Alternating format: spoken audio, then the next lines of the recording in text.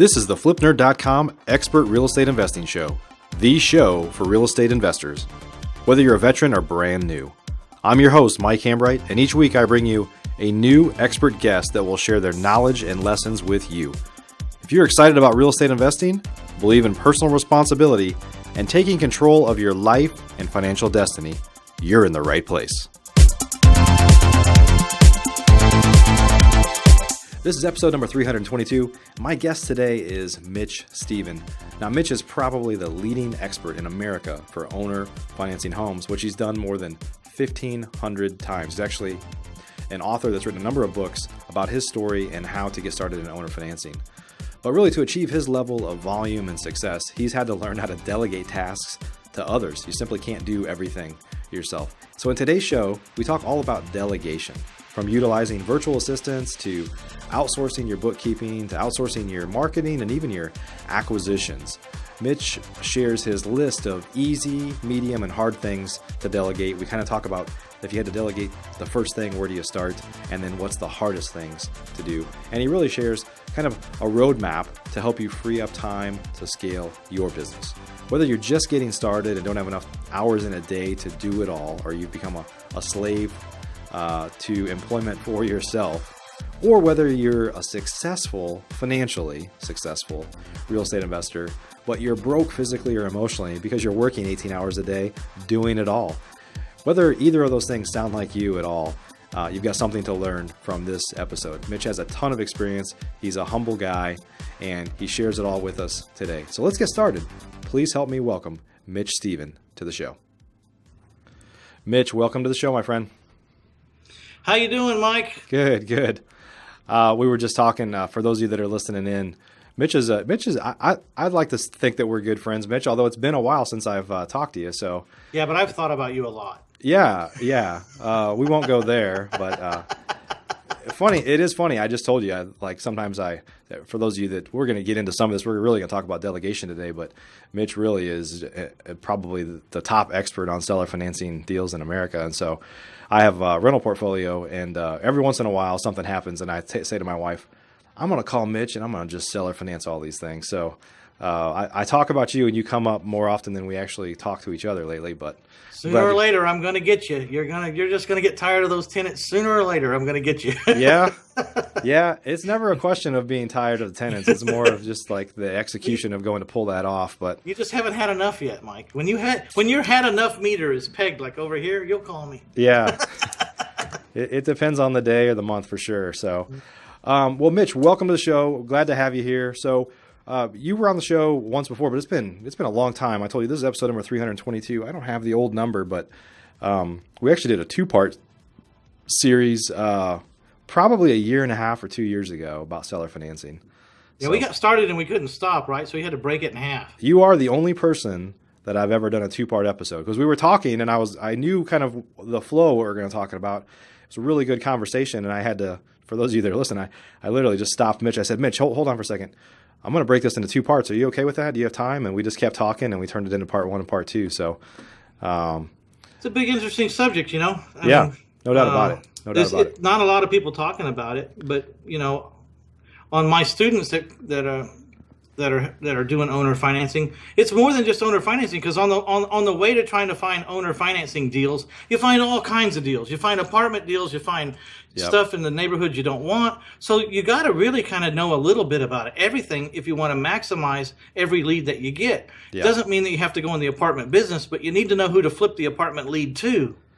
So you get paid. That's a great comment, because that's true. I say that people that all the time about real estate investing. That's how all real estate investing is, right? Most of us, real estate happens to be the widget that we're buying and selling, but we're really in the opportunity business, right? You're out trying to make stuff happen, and in that process, you find stuff that is maybe not what you normally do, but that doesn't mean there's not a way to monetize it, as long as it doesn't get you totally sidetracked. So.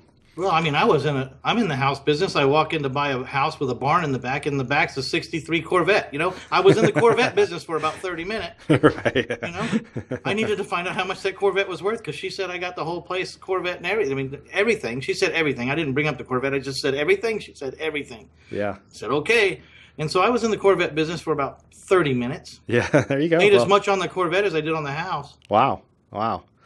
Awesome. Well, hey, Mitch, before we kind of jump into talking about delegation, this is a great topic because that's something I talk about a lot to people when I coach and mentor people, and I know you do too, on how do you scale your business. You can't do it with yourself. But before we kind of go there, for those that don't know you, take a minute or two and tell us who this crazy guy, Mitch Stevens, is.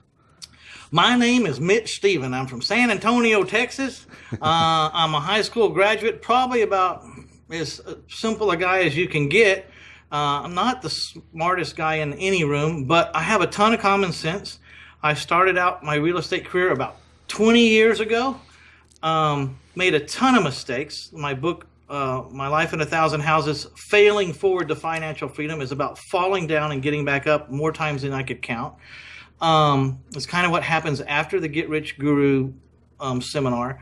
And I wasn't smart enough to get a mentor. I did all of it by getting my nose bloodied. I should have done it different. And I'm looking back, it's real easy to say what I should have done, but I couldn't see it back then. Yeah. The internet wasn't what it was back then. You know, what it is now, it wasn't quite that what it is now, you know, by a long shot. And I bought over 1,500 houses in my career, all in the effort to owner finance them. I didn't owner finance all of them. Like I said, along the way to finding owner finance houses, I find a lot of other stuff. And I just became a professional at finding great deals and finding private money, because the difference between making a good living and being a multi-millionaire is private money, because there's not anything I can't buy. If I see it and it's a deal, I pick up the phone, I have the money within sometimes minutes. Yeah. You know, put to my account or sent to the title company or whatever. I mean, I don't suggest anyone wire anybody money to someone's account, but after you've been in business with someone for 20 years, it's a different story. And I've been in business with some of these people now for going over 20 years. Yep. And so my main model is buy it with OPM, other people's money, owner finance it for double, and plus a down payment.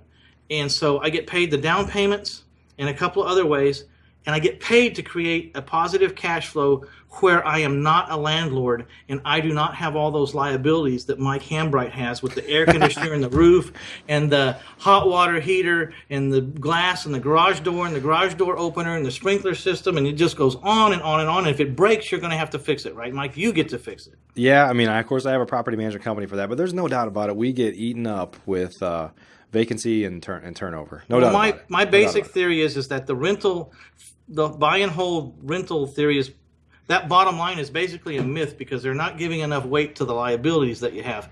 And I just present a different case. I'm not saying that rentals that there's not millionaires made in the rental business. Of course there is, but I'm just saying there's another choice if you're not really enthusiastic about being a landlord. Yep.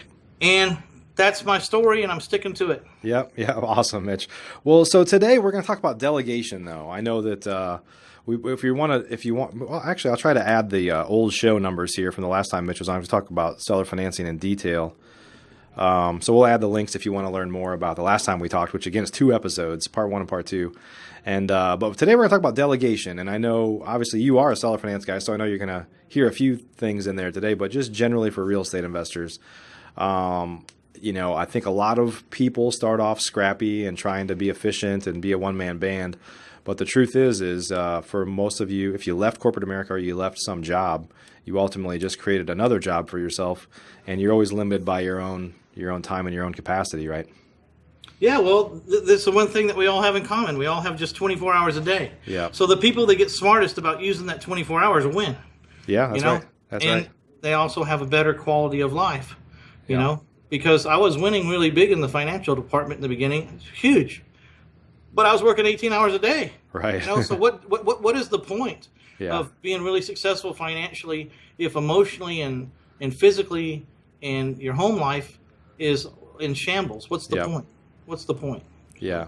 Yeah, and the funny thing is I'm excited to talk about this because I know, you know, we talk a lot about real estate investing, and I've talked about it for years in the context of freedom. It can give you freedom. It can give you things that you couldn't have gotten probably by working for somebody else ultimately. But I think a lot of people end up failing, which is unfortunate, but just a reality, I guess. Now, in some instances, those people could have done better had they not tried to do everything themselves, even things that they weren't good at. And then in some instances, the people that are successful, I'm kind of using air quotes for you that are just listening here, successful, are from a business standpoint, they're successful. But like you said, kind of emotionally and physically, they're broke, right? Yes. That's not good. Yes. It's time for a quick announcement. We'll be back to the show in less than 30 seconds. PassiveRental.com is your source for turnkey, done-for-you rental properties. If you'd like to be an investor and not a landlord, please visit PassiveRental.com to learn how to purchase cash-flowing, professionally managed rental properties in the hottest rental markets across the country. We can also help connect you with financing for your next property. Invest the easy way today and get started by visiting PassiveRental.com. But like you said, kind of emotionally and physically, they're broke, right? Yes. That's not good. Yes. Well, okay, so, Kiyosaki said, we want a business that we work on, not work in. I say, I want to build a boat that I can ride in, not row in. I don't want to row my boat. I want to ride in it. It's a vessel that I'm supposed to get me from point A to point B, but I don't want to row to get there because that takes all the fun out of the boat ride. You know what I mean? Absolutely. So I started sitting down to try to think. I almost quit the business because I was doing so much. And I didn't call it quitting. And now I'm doing air quotes. I didn't call it quitting. I called it retiring. I was going to retire. But basically, I was tired of running myself ragged. And people would ask me, well, what are you doing? What are you doing? I says, I'm slowing down. I'm gonna probably just ride it out from here. And one guy sat me down and said, why are you doing that? You're too good at this. Why are you stopping why are you stopping the machine? I was real frank with him. I said, it's killing me, man. It's like every time I turn around, I am constantly just picking up the phone and putting out the next fire. I can't even plan my day because the minute the phone rings, I can't do what I wanted to do. There's another fire I got to go piss on. Right. So he says, well, why don't we start talking about these different systems you can do and free yourself up? You won't make as much money per year, but the money you make will just be deposited in your account. Like it'll run in the background. Yeah. And I said, I told him, frankly, I've been trying to do that for 15 years, and apparently I'm not any good at it. But through a different mindset, he changed my mind. He slowed me down. He got me, since I wasn't doing everything else, I could concentrate on systems because I was going to quit I was going to set the business aside. I say quit. I had 250 houses paying me payments. I had 1,100 storage doors. I can quit any day I wanted to. That was not an issue. It was not an issue. But there's, how do you say this politically correct? A man with a lot of money and nothing to do can get in a lot of trouble. So I figured I better figure out. I better stay involved, with something that's down the right track. You know what I mean? Yeah. So I will tell you that those things are important. I mean, I know that's not necessarily the topic of today, but I've had that conversation with my wife before. It's like once you're there's different levels of financially free, but for many years now, I haven't had to work nearly as hard as I have. We've truthfully invested a ton of resources in Flipner to try to get that off the ground and wasted a lot of money with expensive mistakes or whatever. But all the time, I've been several times where I'm like, why are we doing this? Why are we doing this? And the truth is the goal isn't to, I guess everybody has to figure out their own goal. The goal for most people isn't to sit in a lazy boy recliner and watch soap operas all day long or even to sit on the beach all day long, right? I love to go to the beach, but I'm going to be itching for something to do after I can take about 7 days of a beach, a right? week, yeah, right. So it's to find what you enjoy and try to get rid of some of the stuff that you don't enjoy doing that make what you do maybe not fun. Well, and so I don't take a lot of students across the country. I take a handful of select students. I'm not a Millhouse. And so, but what happens to all of them, they're not newbies, but they're not, they're not independent yet. Some of them still have their jobs. Most of them still have their jobs, but they're trying to replace their job and get financially free to the point where they can start thinking about the possibility of becoming wealthy. I mean, the first step is to become financially free, because once you become financially free, you don't have to have a job.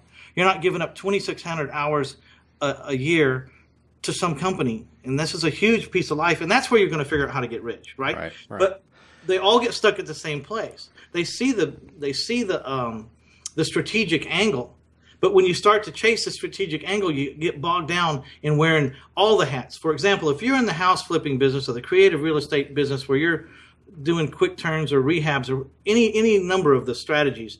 I mean, you're the HR person, you're the advertising person, you're the bookkeeper, you're the sign maker, you're the sign poster, you're the seller, you're the buyer, you're the contract, the closer. You can't be any good at any of them with this many hats that you have to wear. Oh, and you're also the private money raiser, or the guy that has to go find the funds, right? Which is a full-time job by itself, practically. Yeah.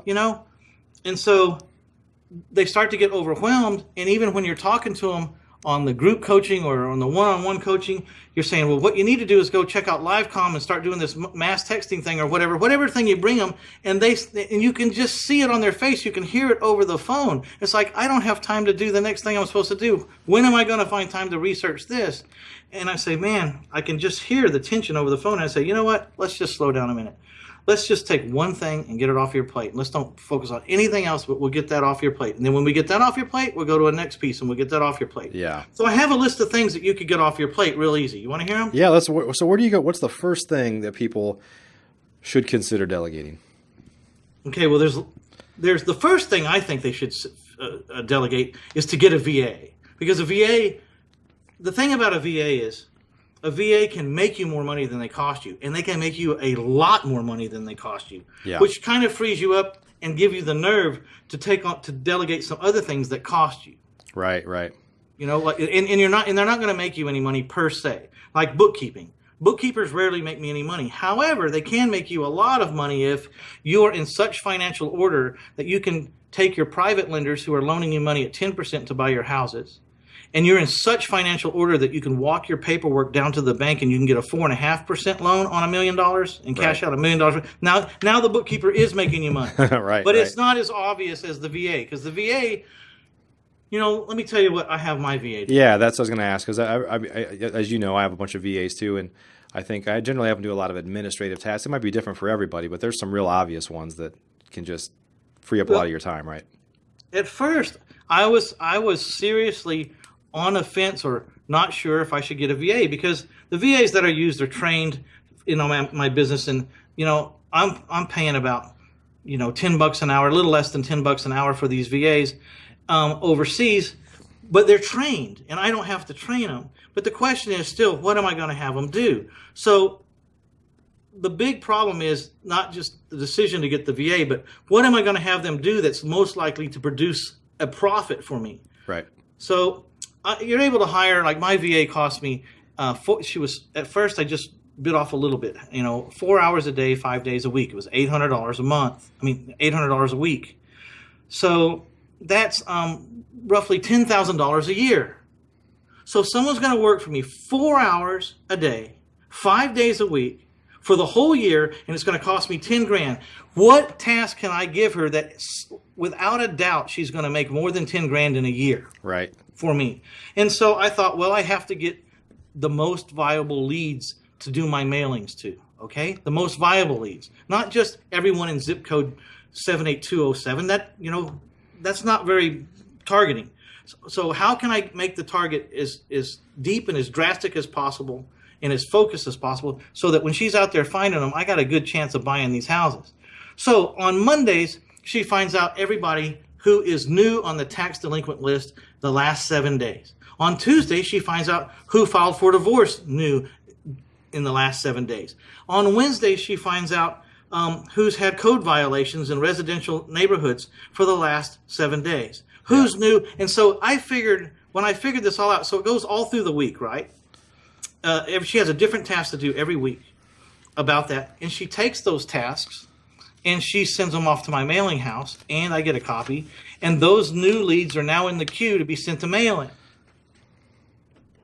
Okay? So the problem with the business is consistency. It's consistency is the problem. And so if you say, Mike Hambright, oh, well, I can do that, I'll do that. Well, how long are you going to do this every week, Monday, right. Tuesday? You're not. No. We're ADD, entrepreneurs, on to the next thing. We're not going to stay with the task for 12 days, much less 12 months. Absolutely, yeah. We're handicapped in this department. We're completely ADD. We hate routine. We're not going to do it. Right. But these people do it every day, 4 hours a day, without fail.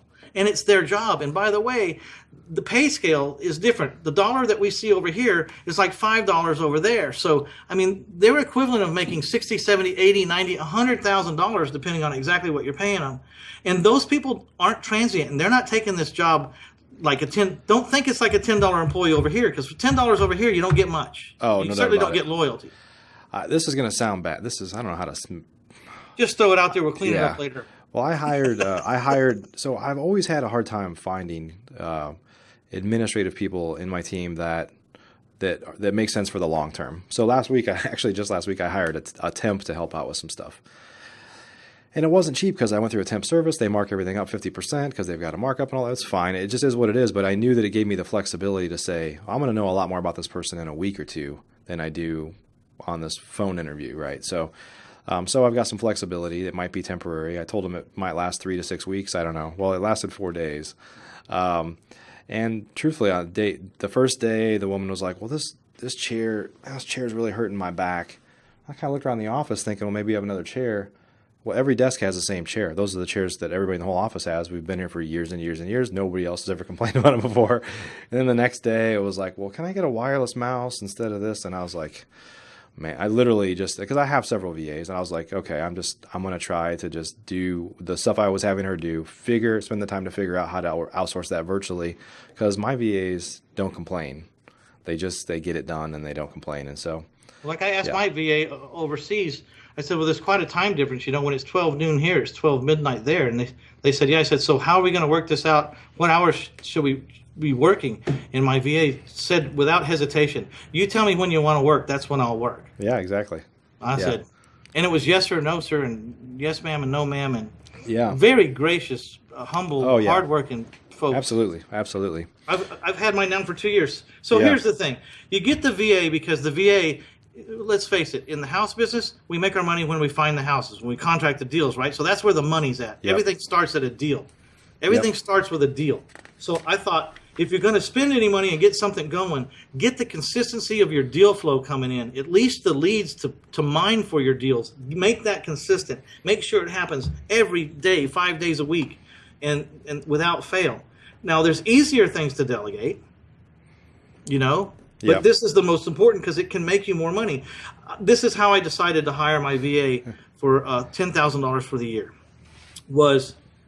I looked at all the things I thought I would have her do and said, what's the chances that she's not going to find one house in a year if she does this for me? And it was zero. Right. It was a zero chance that this was not going to result in one house. And one house would certainly mitigate, if not pay for in full, if not pay double what she cost me. Yep, absolutely. And the fact that there would only be one house in a year was ridiculous too. It should be at least 10 or one a month. You know what I mean? Right. Yep. So that's how I made that decision. And that was real easy to do. It wasn't quite as easy to figure out what they were going to do.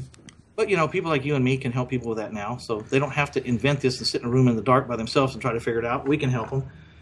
So how do you I know you've got some tasks there. Let's just something practical for folks that are listening to say, well, where would I start at? I know you kind of mentioned this before we got on the call, that you just tell people like, well, every hour, just for a couple of days, just every hour, just take 2 minutes and say, what did I do over the last hour? And start to because sometimes you get so busy, you're running around, you're in the weeds in this business, especially when you're first starting off. You're all over the place, right? And but it's a chance to kind of inventory what it is that you did and said, well, why am I doing that? I don't need to do that. Like, what are the things that you hate doing, and what are the things that are effectively kind of important but below your pay grade, so-called? Yeah, right? Below your pay grade is exactly what it is. Yeah. First of all, try to figure out what you're worth an hour as the owner of your business. I mean, even if it's as low as $30 an hour when you start out, just pick a number. And then if anything's under, you can pay someone for less than that, then they're below your pay grade. Yeah. So what I had done, I did this just to see what I was going to fill my VA's time up with. But it ended up being a good lesson for my students all in just their life, their whole business, which was they had an alarm clock or their phone, and they set it to ring every hour on the hour, and they just ask, what am I doing the last 60 minutes? And if what you're doing in the last 60 minutes can be done by someone else, then guess what? You need to figure out how to get that done by someone else, because it's not, if you're not signing a contract to buy or to sell, this is not where the money's made. Right. You know? So a lot of times there was easier things to delegate. I mean, bookkeeping. If you start your business, you should start out with a bookkeeper from the very beginning, because it'll be so much easier. It won't be that much money, but still, when people start out in the beginning, they're afraid and they're broke, right, Mike? So This is why this is a hard mental decision.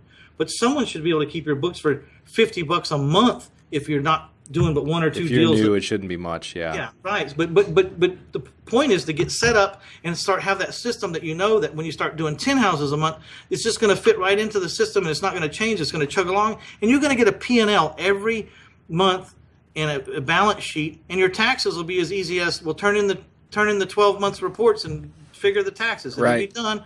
But where you'll make your money with bookkeeping is when you're in order and you start making, $100,000, $150,000, $200,000 a year, you can now go to a bank and get some really cheap money.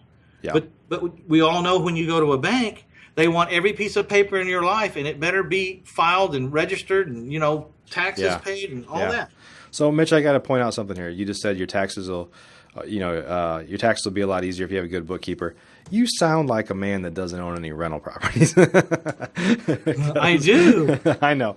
I have 1,100 storage doors, but they're not. Our rentals are the most complicated part because we got all these depreciation schedules and all this other crap. So I know, but you don't do that, or do you? Do you do it yourself? Well, we have people that do it, but it still has to be done. Like, you don't have to do that when you seller finance, right? No, I don't have that. Well, that's the only two things you lose in seller finance is depreciation and appreciation. Right. But I just take all that time that I spend managing those properties. I just go buy another owner financed house. I just substitute. I just substitute property management for buy another house. Right. And so the other thing that's easy to delegate while we're on the subject of rentals and collections is note collections or collections. There's collection companies that will do it all for you. And if you're in the owner finance business where you're selling houses and collecting payments, not collecting rents, you can not only collect the traditional principal, interest, taxes, and insurance, but you can also collect a fifth thing. You can collect the servicing fee, the note servicing fee. So instead of PITI, it's PITIS. Principal, interest, taxes, insurance, and servicing fee. So you can effectively get your payer to pay the fee for the collection company. So that's a no-brainer. You can get that off your plate right now. So if you're collecting payments right now, stop it. Quit it. And I know you have a servicing company that you use. We'll add a link. What's it called? Moat Note Servicing? Moat, M-O-A-T, noteservicing.com. Noteservicing.com. Yeah, people, if you're listening right now, people ask me all the time that want to do seller financing stuff, who do I use for servicing? And I'm like, I've recommended a couple people in the past that I didn't have any experience with, but I know you have experience. This is coming from one of the top collected seller tens of finance thousands guys around. So, collected tens of thousands of payments. We'll add a link down below for that. So, yep. Well, what are some of the things that are? Before we kind of move into some of the things that are harder to delegate, and then I want to ask you too about So, this is something that I see a lot of real estate investors get into. We'll come back to this in a second. Is they think, well, VAs are cheap, so let me just go get a whole bunch of them, and then you can't keep them busy, or then the burden is then you have to manage them unless you figure out some kind of management level there. So I want to come back to that in a second. But what I want to ask you right now, I have a question from Facebook that comes from Sean. Basically, his question is, this is a little bit off topic, but I know we talked about this, or you've talked about it several times here. You kind of mentioned it. He says, my biggest struggle is finding favorable funding sources that allow me to build my rental portfolio. So I know your answer is going to be finding private money, but maybe just talk to us for a couple minutes or talk to Sean here about how he can get started with finding private money.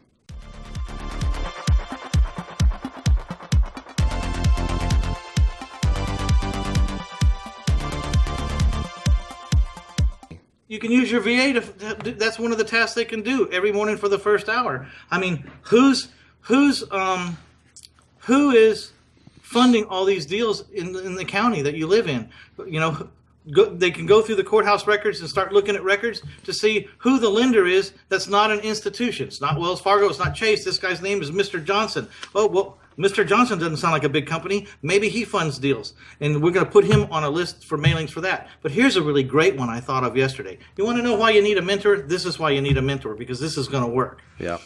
Just go down to the foreclosures and find the private people that are having to foreclose on investors like you and me, and go knock on their door and say, hey, would you like to get involved with an investor where that's not going to happen anymore? Yeah. Yeah. How about a one with a 20-year record that has never missed a payment ever? You want to loan some money to a guy like that, or you want to keep messing with these yahoos that don't know what they're doing? Because I noticed you're down at the courthouse foreclosing on this guy on 4 houses. You know, you obviously want to loan your money, but the problem is you're not getting paid. Why don't you talk to me? I'll pay you. Yeah. Yeah. There you go. Well, there's a great lead source, right? Yeah, absolutely. Private money.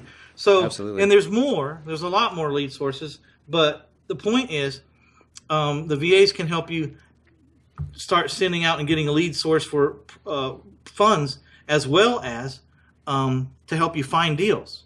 They kind of go hand in hand. It's the same courthouse kind of search thing. Yeah. And that's what they're trained. Mine are trained for 45 days to know how to get in county courthouse records, to know what probate is, to know what nuisance abatement means, to know what foreclosure means, to know what owner finance means, to know what a mortgage is, to know they're trained for 45 days because they don't come from this culture. Right. So they have to learn this language. Right, right.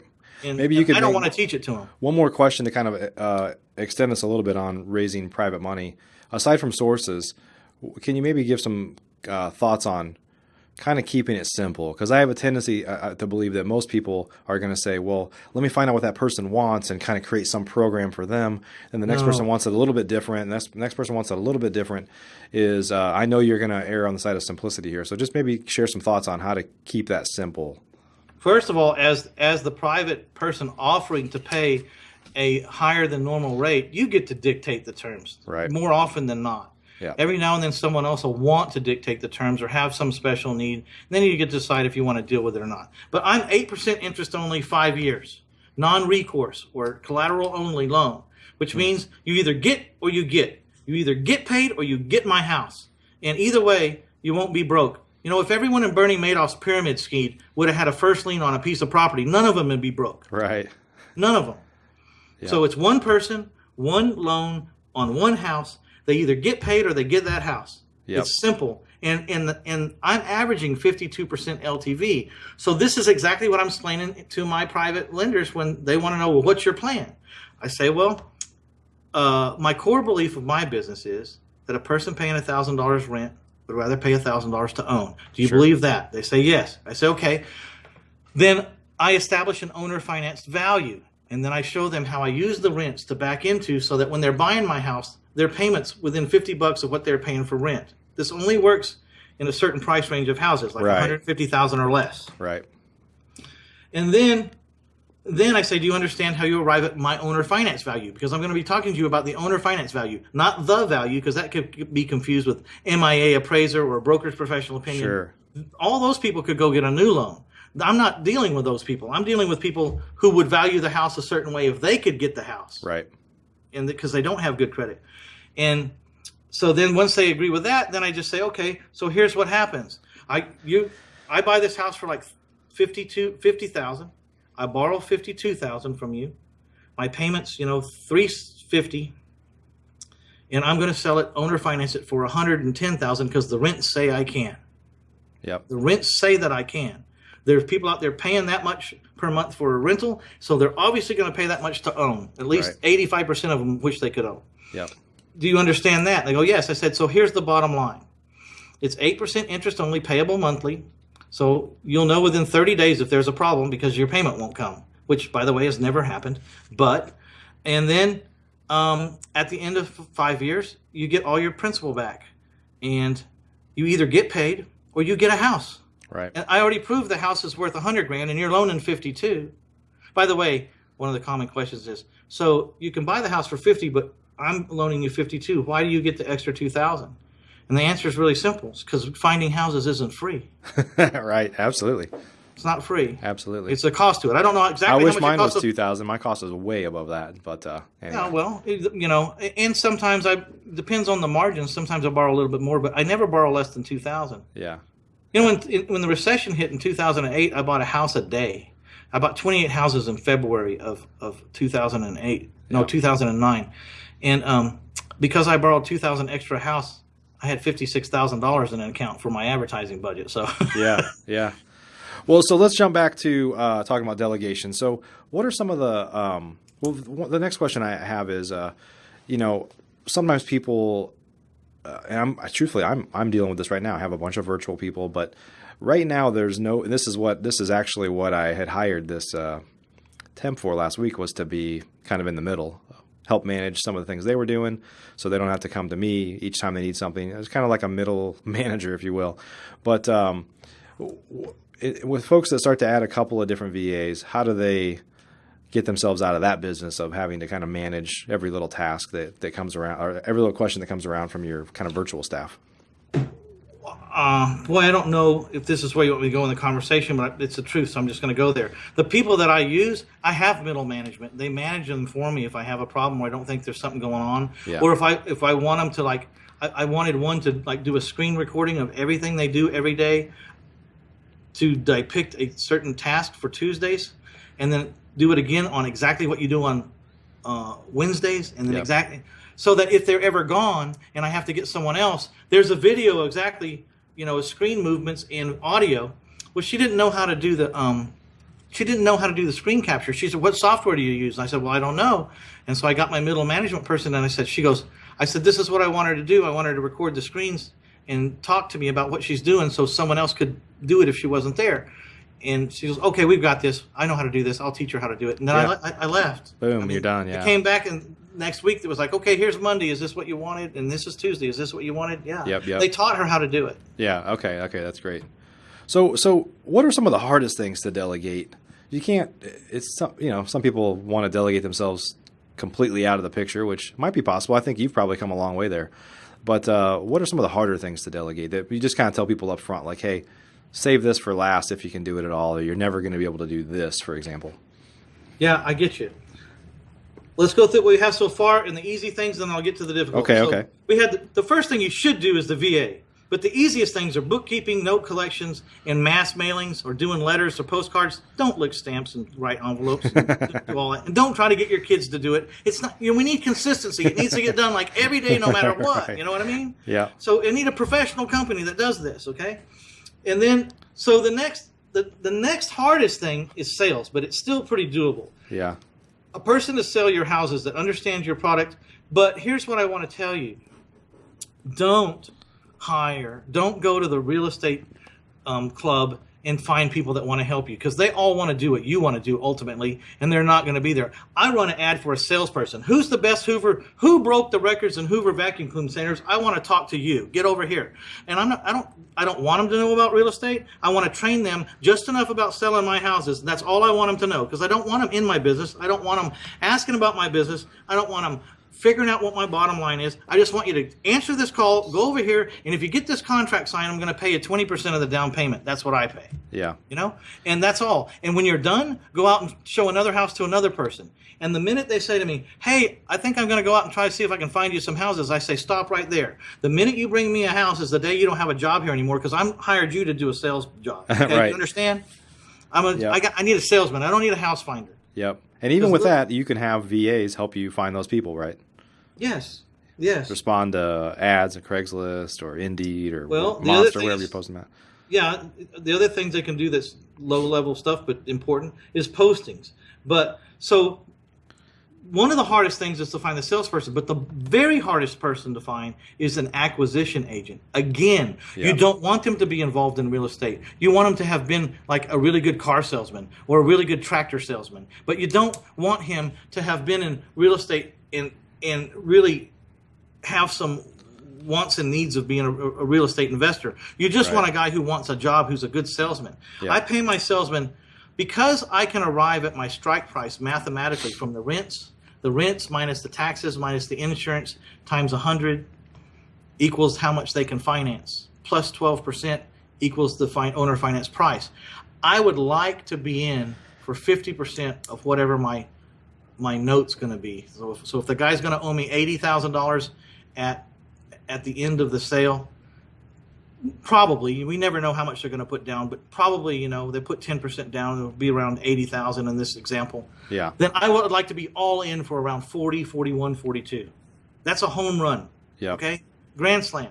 I mean, it's a home run. If you get it for less than that, it's a grand slam. Sure. You could still pay more than 42, 43. You could pay 46, 47, 48, 49. It's still a decent deal. You know what I mean? Right. But I I can divide by 2 really easy, Mike.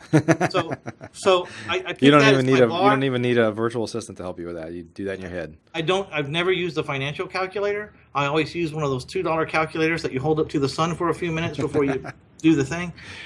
Okay, so this is the deal. If you can get my house under contract for my strike price of $40,000, then I pay you $500.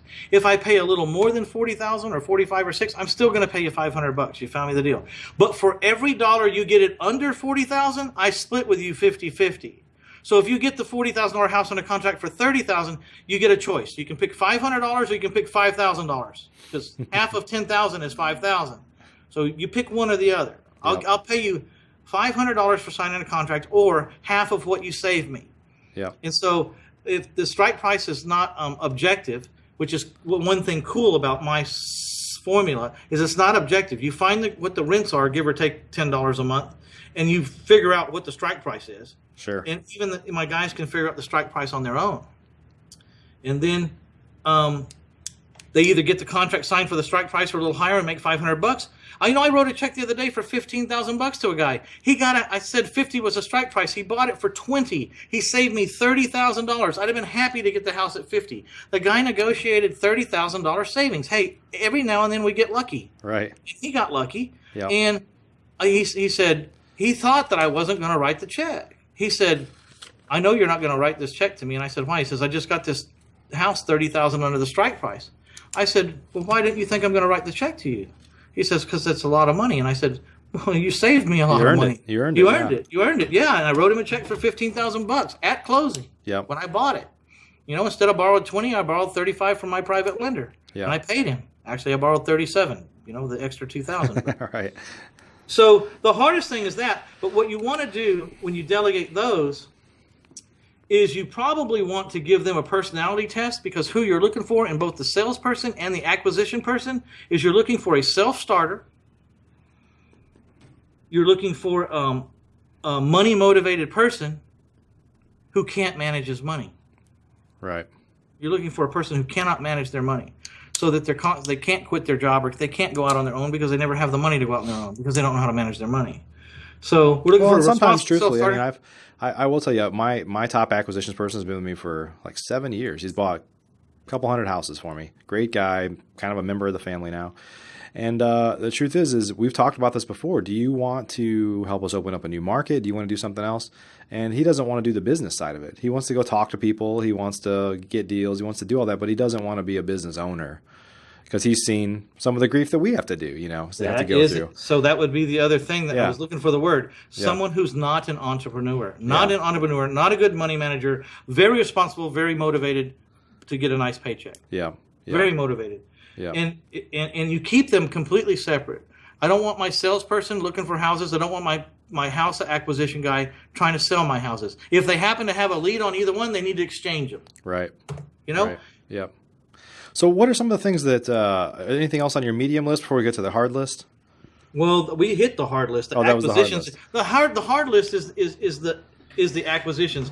If you had to go easy, is bookkeeping, note collections, mailings, and postings. Or entering things into your house selling website or whatever. Data entry. The medium things is the VA and the salesperson. VA and salesperson are the medium problems. The hardest guy to find is the acquisitions guy, and this is most important too, because usually we're the ones doing the acquisitions because we don't trust anybody else with that level of responsibility, because they make a mistake, you could lose $20,000-$30,000 in profit on a house, if not 50. You know what I mean? Or 100. But there comes a point where you don't want to do this as much or anymore. After 20 years, I've had enough signing contracts, and I was willing to take a few losses. Lose a few deals if I could train someone to get me most of the deals in the name of freedom. Yeah. So Mitch, let's take it from the top here just real quick, just for a minute or two. The people that are listening to this, that they kind of get it and they understand. I think a lot of real estate investors have been taught to be, they know they've got to be scrappy. They may not have a lot of money to even advertise, let alone, which is critical. Obviously, you've got to have money to generate leads. But in a virtual assistant sounds inexpensive and stuff like that. But to get somebody that doesn't have a lot of money to start thinking about investing in the business, which it's easy for us now to see that after we've been doing this for a long time, bought hundreds or thousands of houses. But for the new person that is has a hard time coming up with that investment, if you will, because they're still trying to make it work themselves. What talk to them right now? How do you kind of bridge that gap? What you do when we start out in the business to buy houses, myself included, we're generally always broke. Hopefully you're broke, because if you're loaded or someone gave you an inheritance and you go out in the business, you're going to lose it because you don't know what it takes. Yeah. You know, if you have a lot of money or you get an inheritance and you think you want to go in the house business, this is my suggestion. Go put it in a excuse me. we never said that. We don't say the show is a rated R, but we don't say it's rated G either. So we don't even say mature audience. This is a mature audience. Go put it in a 2-year CD where you can't take it out, and go learn how to do the business with no money, because that's how you learn how to master the art. When you can make deals with no money and proliferate with no money out of your pocket or very little money out of your pocket, now you're starting to learn the art of the deal. Because in the beginning, when we're broke, we're just professional deal writers. And if we write good enough deals, then the partners and the money that we borrow will come to the deal. Yep. And so learn how to write contracts, and then always in the beginning, you flip a couple of contracts or you wholesale a couple of houses right away to get $10 or $15 or $20 or $30,000 in the bank, to get the gun away from your head, to get some confidence, to get your wife to be quiet and quit telling you to go get a job. Or your husband. Or your husband. I'm sorry, your spouse. Because there's a lot of naysayer spouse out there I see when people are coming into the business. Their family members, everybody thought I was crazy when I said I'm leaving my cushy. It wasn't cushy, but I was doing well. Right. So the first thing is go get some confidence by putting some money in the bank. Just give away deals for $5,000 or $10,000 to put in the bank until you get like $20,000, $30,000, $40,000 in the bank. Now you could say, it's time to get the VA. I'm going to take $10,000 of that $30,000. I'm going to set it over here so I don't have to worry about making the VA's payments for 12 months. I'm going to monitor what this VA does. And if she doesn't pay for herself in 12 months, then I'm just going to go out and shoot myself. Yeah. Because there's no way that she shouldn't pay for herself if you got her doing the right tasks. Right. And so that's when you're new. You're a professional deal writer, and you should just be wholesaling deals to put some money in the bank. And we'll talk about owner financing deals and cash flowing deals and holding on to stuff with a little success down the road. 4 or 5 deals down the road, then we'll start moving into these next levels, getting a bookkeeper, getting whatever. Right. Yeah, you gotta consider, just like any business, you're gonna start with your hot dog cart, and you're gonna move it up into 2,000 square foot restaurant. I don't know. I'm trying to make something up here, but your food truck. You're going to move from the hot dog cart to the food truck to the restaurant to the high-rise needle in the middle of the town. Right. I don't know where I was going with that, but yeah, no doubt about it. You gotta reinvest. Clearly, hopefully that message was sent there. You got to reinvest in more marketing, which will help you get more leads, and you got to reinvest in kind of building your team, because you can't, if you get more leads and you don't have somebody to help you with those leads, then you're right back to where you started of doing everything yourself.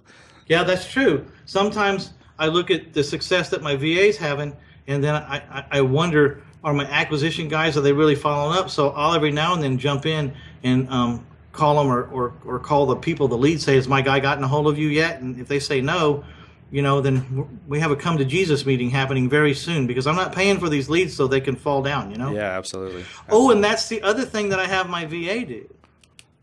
My VA follows up on the leads every week to ask, what's the status? Have you gotten a hold of them? What's their temperature? What's the next move? On every lead that we have. And, of course, I think she's following up on the top 10% of the leads. The rest of them, because there's too many leads to follow up on every single one. Right. But that we're mailing. But an important fact is that we do the mailings. And what we're looking, we do get sometimes people call us from the mailings, but not often.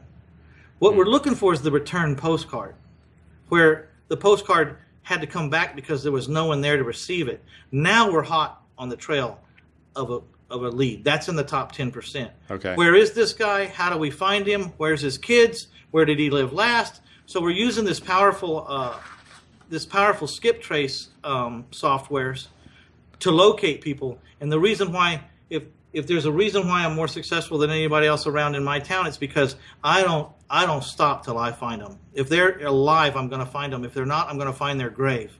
I will go right to them, whether they're dead or alive. I'm going to stand right on top of them. Yeah. And then if they're dead, then we're on to the heirs.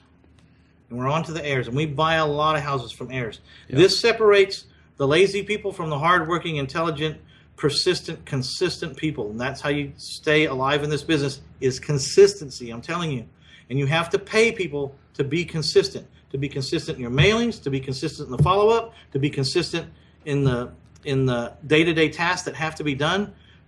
Because, again, as entrepreneurs, you, Mike, and I are not going to be consistent. We will say we're going to, and we won't. We have to hire someone to do the job. No doubt about it. Yeah. Awesome, Mitch. Well, I know you've got. I'm going to add a link. We talked about a bunch of stuff here. I'm going to add some links for your books. So if you're interested more in seller financing, we're going to add the show numbers from when Mitch was on before down below the show here, and then also some links to Mitch's book and your last book if you want to learn more about seller financing, which I had already known because Mitch and I have been together in some masterminds and talked before, I've been on the show before, all those things. But I remember this last summer, I sent you a message. It was actually my birthday in July, and your book had just come out like that week or something. So I downloaded it, and I was thinking I'll get to it later. And next thing I know, I opened it up, and I sat in a chair and I read it until it was done. Which it's a fast read. It's a good book. So I sat there for a few hours at least. And so you read My Life in 1,000 Houses: The Art of Owner Financing, the last book that came out. Yep. Yeah. Yep. So we'll add a link for that. So it is a great overview for sure of if you're trying to get started in this. And then I know Mitch has a couple of different training programs and stuff. So we'll add some links down below for that as well for anybody that's interested. So anything else we've missed, Mitch, we'll add. There's going to be probably more links on this show than there's been on any in a while, which is good. Just put a link for the free stuff. I have a ton of free stuff people can get. Okay. It's 1,000 houses. It's 1000houses.com/menu. And you can choose from all kinds of things. Their first 100 pages of my book to, I don't know. There's more free. People say I give away too much stuff. I say, I'm going to give away a ton of stuff, and then the people that think they need my help, they'll find me. Yeah. And I'm not going to talk anybody into anything or pressure anybody into it. Right. That's why I have such a great educational life with these people. Is everyone that's there wants to be there, understands why they're there, and are there of their own free will, and no one's twisting their arm. But once they get in, they might get pushed a little bit because I'm going to push them. Yeah. Awesome. Well, we'll add all these links below. Mitch, thanks for joining us today. Really great conversation. All right, Mike. I appreciate it as always. Let's don't wait like 3,000 episodes before the next one. Okay? No. We have a lot we could talk about. Yeah, absolutely. Well, everybody, thanks for joining us today, episode number 322. And again, we'll put links for Mitch's other shows, but we've got 321 other episodes for you to go watch. We've got a lot of great content. And then I don't often plug this, but we have a second podcast called REI Classroom, where we have over 300 episodes of that. In fact, we publish that 7 days a week. I don't know if you even knew that we were doing that one, Mitch, but REI Classroom? REI Classroom. We do 7 days a week. They're like 5-minute episodes. They're mini lessons. I've never been in a single one, literally. Hannah on my team here records them, and she records them with. We have a lot of experts, people like you that join us, and they just record like kind of 4, 5, 6 minute like short, sweet power lessons, and we publish one every day. We published I don't know where we're at, over 300 episodes so far. So check that out too if you're not listening to that one. So what a great idea! Yeah, and you've never heard any of them. What's that? And you've no. I've never been the guest. So it's the way that it's. I don't record them myself, and so we have other distinguished guests that a lot of people that have been on this show before help us out on that show, and their content contributors. About 60 different content contributors over there. So a lot of great information. And anyway, everybody, thanks for joining us today. Glad you spent some time with us today. And Mitch, thanks again. Hey, get you some delegation, okay? Get out there and delegate something. Absolutely. Don't row the boat, just ride in it, right? Yeah, just get a boat to ride in. You don't want to row it. Yeah. Awesome. Everybody, thanks for joining us. We'll see you on another upcoming show. Have a great day. Thanks for joining us for this episode of the FlipNerd.com Investing Show. If you're not yet an elite member of FlipNerd, you're missing out. We have tons of great training, including a new detailed master class published each month and live training webinars with experts twice a month.